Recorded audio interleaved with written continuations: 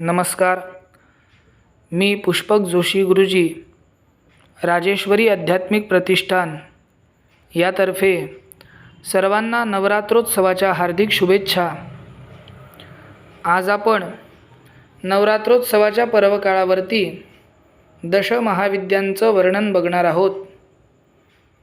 देवी भागवताच्या परमपवित्र अशा ग्रंथामध्ये 10व्या आणि 12व्या स्कंधात या 10 विद्यांचा उल्लेख आहे. मूळ शक्तीच्या त्या प्रमुख अंतरंग शक्ती असून अनेक ब्रह्मांडांच्या व्यवस्थेवर त्या देखरेख करीत असतात. त्यांचा उल्लेख दशमहाविद्या असाच केला जातो. प्रत्येकीची स्वतंत्र उपासना पद्धती आहे. प्रत्येकीचे कार्यक्षेत्रही वेगळे आहे. यांची साधना तंत्रमार्गानुसार असून ती गुरूंच्या मार्गदर्शनाखालीच करायची असते. यांच्या उपासनेमुळे फळे मात्र अतिशीघ्र मिळतात. सामर्थ्य आणि सिद्धी यांचा लाभ होतो. म्हणून आपण संक्षिप्त स्वरूपात ही माहिती बघणार आहोत. परंतु तुम्हाला जर या महाविद्येची उपासना करायची असेल तर मात्र जाणकार व तज्ज्ञ यांच्या मार्गदर्शनाखालीच करावी अशी विनंती आहे. या दशमहाविद्या संपूर्ण ब्रह्मांडावर आपलं प्रभुत्व गाजवत असतात आणि त्यातलीच पहिली महाविद्या आहे ती आहे काली. 10 अंकांपैकी 0 या अंकावर हिची सत्ता आहे. या देवीची सत्ता सर्व संहाराच्या क्रियेवर चालते. ही महाकालाची शक्ती असून दक्षिणकाली, भद्रकाली, गुह्यकाली, स्मशानकाली, महाकाली आणि सिद्धकाली असे तिचे अनेक पोटभेद आहे.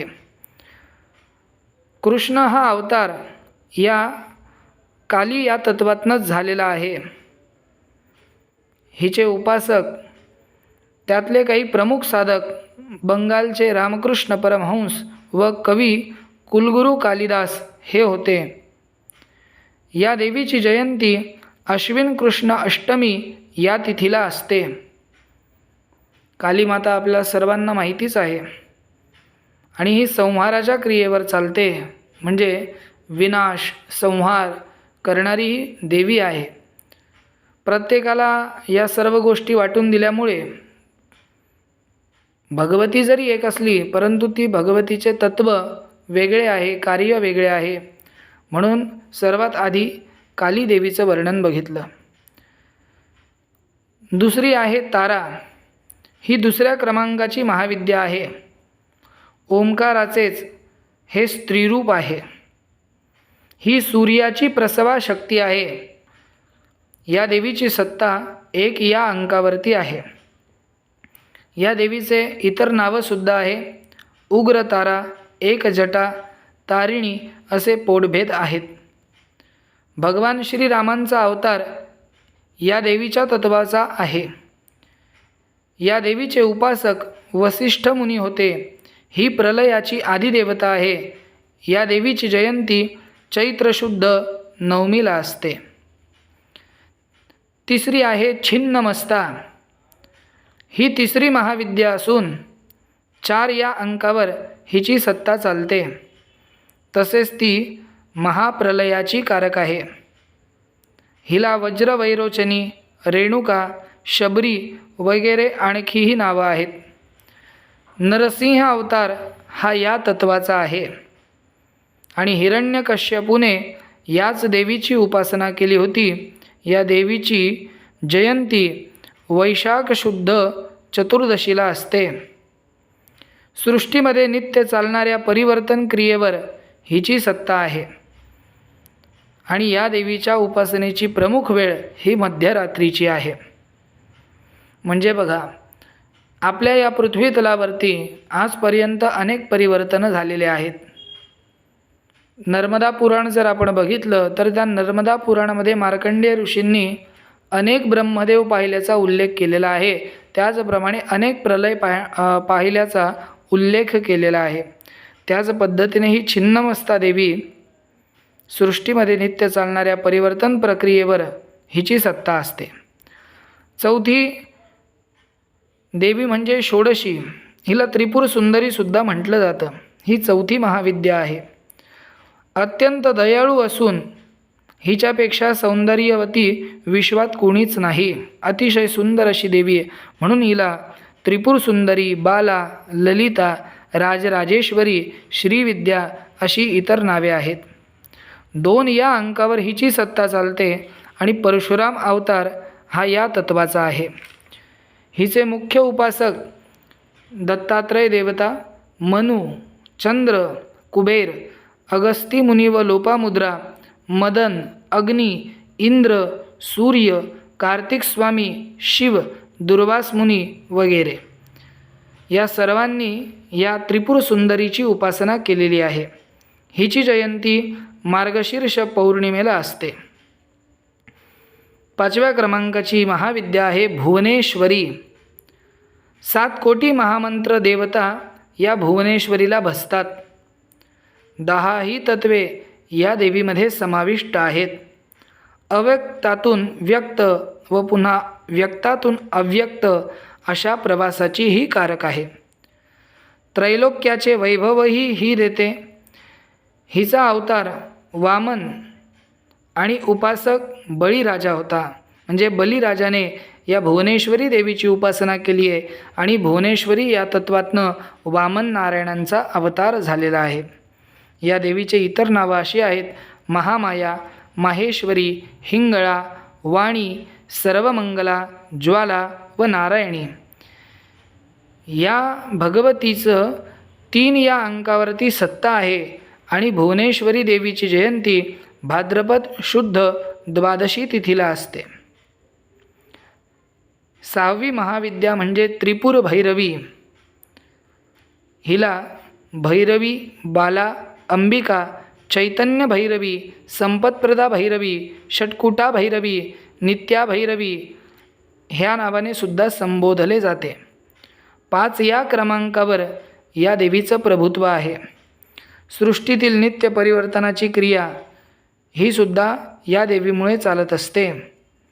या मातेची जयंती माघातली पौर्णिमा आणि वराह अवतार हा हिच्या तत्वातला आहे आणि या देवीचा उपासक हिरण्याक्ष होता. हिरण्याक्षानं त्रिपुर भैरवीची उपासना केली होती. 7व्या क्रमांकाची देवता आहे धूमावती. 6 या अंकावरती या देवीची सत्ता आहे. या देवीला चांडालिनी, अलक्ष्मी, ज्येष्ठा अशी नावे आहेत. रोगराई, कलह, कर्ज, संकटे यांचे कारकत्व हिच्याकडे आहेत. या देवीचा उपासना काळ आषाढ शुद्ध एकादशी ते कार्तिक शुद्ध एकादशीपर्यंत असतो. या देवीची जयंती ज्येष्ठ शुद्ध अष्टमीस असते आणि धूमावती या तत्वाचा अवतार म्हणजे मत्स्य अवतार आहे. जो व्यक्ती धूमावती देवीला शरण जातो त्याची सर्व संकटे नष्ट होऊन अपार संपत्ती त्याला प्राप्त होत असते. 8व्या क्रमांकाची महाविद्या ती आहे बगलामुखी. या देवीला पीतांबरा, उल्कामुखी, वडवामुखी, उच्चिष्ठ चांडाळी, ज्वालामुखी, बृहत भानुमुखी असेही म्हणतात. या देवीचे कार्य म्हणजे शत्रूंचा नाश करणे, अरिष्ट निवारण आणि प्रतिस्पर्ध्याची वाचा बंद करणे हे आहे. या देवीची जयंती वैशाख शुद्ध अष्टमी आणि प्रगट दिन होता मंगळवार. कूर्म म्हणजे कासवाचा अवतार भगवंतानं या तत्वामध्ये घेतलेला आहे. या बगलामुखी देवीचे उपासक विष्णू, ब्रह्मा, परशुराम, हैदराबादचा निजाम, व्यंकटेश्वर स्वामी हे आहेत आणि ही सुद्धा संहाराची देवता आहे. 7 या क्रमांकावर या देवीची सत्ता चालते. 9वी महाविद्या आहे मातंगी. मातंगी देवी दाम्पत्य सुख, पुरुषार्थ देणारी व प्रपंच यशस्वी करणारी ही माता आहे. या देवीला कोणी लघुश्यामा, सुमुखी, कर्णमातंगी, राजमातंगी अशी सुद्धा या नावाने सुद्धा संबोधलं जातं. 8 या क्रमांकावर हिची सत्ता आहे आणि या देवीचे उपासक मतंग मुनी होते. कल्की अवताराशी हिचा संबंध आहे. वैशाख शुद्ध तृतीयेला या मातंगी देवीची जयंती असते. 10वी महाविद्या आहे कमला. ही सुख समृद्धी वैभव धन दौलत पुत्र पौत्र नौकर चाकर देणारी विद्या आहे. हिची इतर नावे आहेत ती म्हणजे महालक्ष्मी, नारायणी, कमलवासिनी, सिद्धिलक्ष्मी, भार्गवी व पद्मावती. 9 या अंकावर हिचे प्रभुत्व आहे आणि बुद्ध हा अवतार या कमला तत्वातला आहे. या मातेची जयंती मार्गशीर्ष अमावस्येला असते. ही आपल्याला संपत्ती प्रदान करते, कारण कमला म्हणजे लक्ष्मीचंच प्रतीक आहे. अशा या 10 महाविद्यांचं वर्णन आपण बघितलं. आपल्या जीवनामध्ये जर आपल्याला लवकरात लवकर फळं प्राप्त करून घ्यायची असतील तर गुरूंशिवाय या महाविद्यांची साधना कृपया कोणीही करू नये. याच्यासाठी चांगल्या तज्ज्ञांचं मार्गदर्शन घेणं खूप आवश्यक आहे. पुनश्च एकदा सर्वांना नवरात्रोत्सवाच्या हार्दिक शुभेच्छा. व्हिडिओ आवडला असेल तर शेअर करा, सबस्क्राईब करा, लाईक करा. धन्यवाद.